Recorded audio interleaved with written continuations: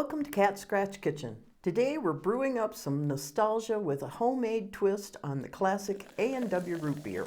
Get ready for a trip down memory lane that's fun and delightful, just like the original. Grab your apron and let's get started.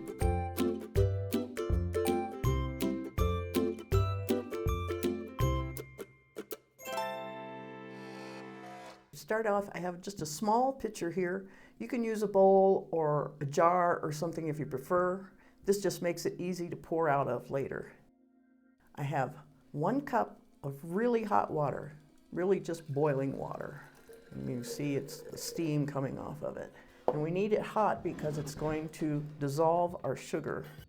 And I need 1 1/3 cups of sugar. We're just going to add that to it. Now we're just going to stir this until that sugar melts. It's going to take a couple of minutes for it to completely melt and dissolve, but we'll just take our time.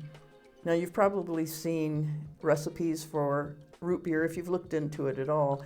There are some that use dry ice, and there are some that take about a week to process in a 2-liter bottle because you're using dry yeast. This one is just sort of your quickie method. You're going to be able to use this almost right away, and you don't have to have any really special ingredients except for the root beer extract.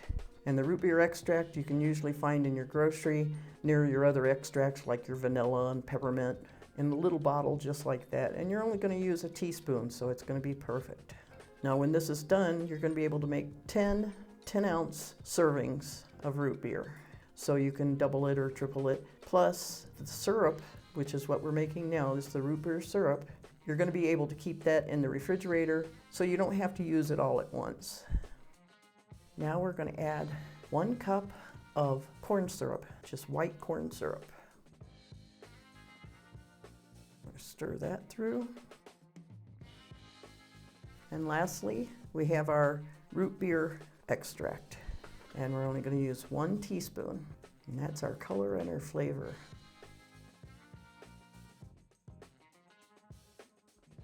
And you see, this is really pretty thick. I mean, it's pretty syrupy. But that's okay because that's actually what it is. It's a root beer syrup now. And at this point, you're pretty much done. All we need to do is let this chill. I'm going to let it cool down from that hot liquid, cover it, put it in the fridge, and let it chill.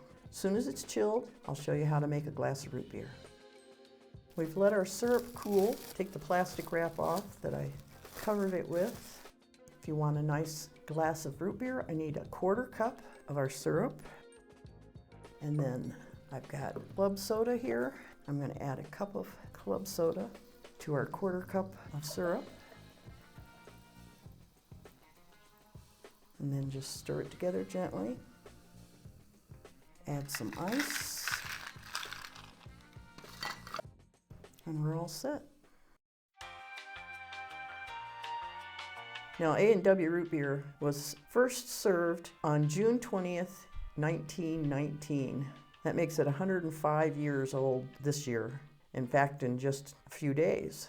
And originally, a mug was served to a soldier returning from World War I in a parade. And while they didn't serve food originally, they only served root beer and root beer drinks. It actually is older than what is usually considered the oldest fast food restaurant, and that's White Castle. White Castle actually started in 1921, so that makes A&W the oldest chain restaurant in America.